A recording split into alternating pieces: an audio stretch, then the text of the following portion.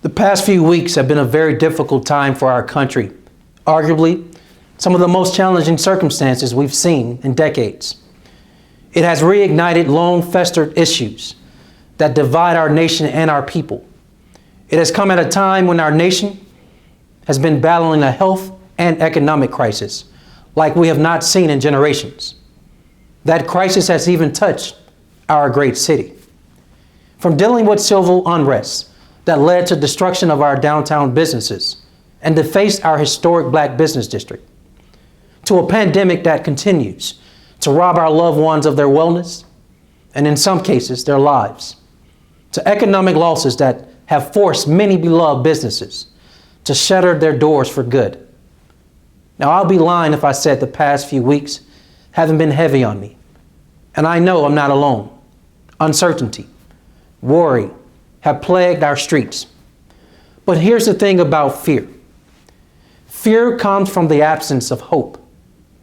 But even in our darkest hours, what I see more clearly than I've ever seen in the past few weeks is the promise of hope. I saw hope in the eyes of our residents, assisting in downtown cleanup efforts, offering support and words of encouragement, sweeping away glass and bitter feelings, and mending hearts. I see hope in the leadership of Birmingham's homegrown sons, like Roy Wood Jr., coming back home to aid in their recovery. It's the essence of giving back to a place that made you.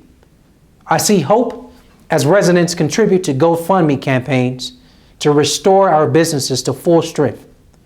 And I see hope in the first responders, working countless hours away from home, all for the health and wellness of everyday people and strangers. And yes, I see hope in a city that has created the blueprint of social justice reform in our nation, a city that continues to lean on the lessons passed down from our forefathers and foremothers. Now, obviously, there is still much work to do. On the economic front, the long-term economic impact from COVID-19 is still to be determined.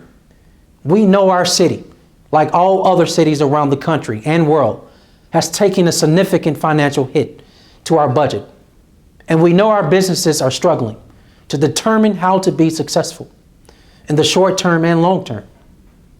And we are working closely with our city council to revise our budget to reflect shortfalls in tax revenue. And we are also working closely with our business owners to support them in every way possible to keep their doors open and our citizens employed. In the past week, our city and our people witnessed the best and the worst of humanity. We saw violence and destruction that damaged our city and many of our businesses, physically harmed some of our journalists, and cast a negative light on all of us. Let me be very clear when I say this. What we saw the night of May 31st was not Birmingham. Anarchists and looters and violence will not stand in a city where men like Reverend Fred Shuttlesworth use strategy, dialogue, and compassion to make lasting change. It is the very opposite of the principles we stand for. It is the very opposite of progress. And though those actions were wrong, I do understand that they sprang forth from pain. It's pain that resonates from a community that has long gone unheard. It is for that reason we were so dedicated, so committed to keep our 24-hour promise and remove the Confederate monument from Lynn Park on Monday night. In a city comprised of 74% Black people, the fourth blackest city in the nation, a city whose hallmark is civil rights, and a city, I might add, that didn't even exist until after the Civil War. That monument stood in defiance of everything our city stands for. For the majority of residents, it was not a symbol of heritage.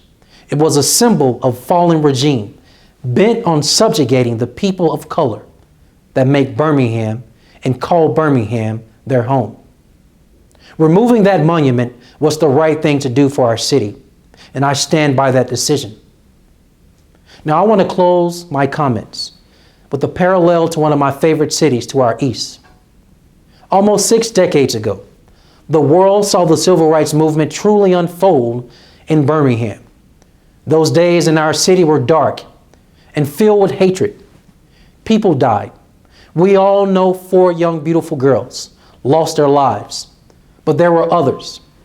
There were dogs and fire hoses and violence and arrests, all because black people wanted to fully participate in the American dream. But out of those difficult days and weeks, in Birmingham rose landmark congressional action that impacted people across the nation in many parts of the world. Many have said that apartheid would not have ended in South Africa if the civil rights movement had not started in Birmingham. But while we were embroiled in the civil rights movement, while we were being described as the city of perpetual promise, by which they meant a city of unfulfilled promise, our sister city, Atlanta, said they were a city too busy to hate. They were about building Atlanta's economy by working together across racial and political lines. And today, Atlanta is one of the great cities of the world. And so today I suggest Birmingham is at a point where we are now a city too busy to hate. We are a city too busy to allow anyone to divide us. And while we meet head on anyone who may try to damage the fabric of our city, we cannot and will not allow anything or anyone to take our eyes off the prize. Our focus every day is creating a strong, vibrant city that offers opportunity for all of our citizens. The answer to many of the issues that face our community rests in that one word: opportunity. This is what we want for everyone who calls Birmingham home. We want them to have the hope for a better future and access to the avenues that will get them there. We will do this by making quality education for our young people a top priority. We must give our young people the tools they need to fill the high-paying jobs of the future. We've started with the Birmingham Promise to help our young boys and girls fulfill their God-given talents and abilities. And we will make Birmingham one of the great cities of the future by building an economy for the future. Healthcare, innovation, research, manufacturing, tourism, small business. These are some of the tools and sectors that will be key parts of the future economy.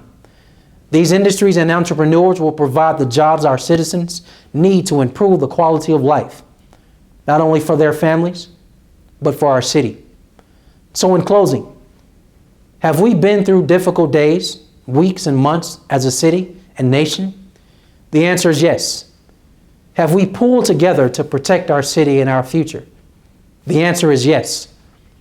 Will we allow anyone who wants to divide or cause destruction in our city to be successful? The answer is absolutely not. Again, let me thank the 9 members of our City Council for their support and deep involvement in everything we are doing. Let me thank our law enforcement and city workers for standing on the wall through difficult times.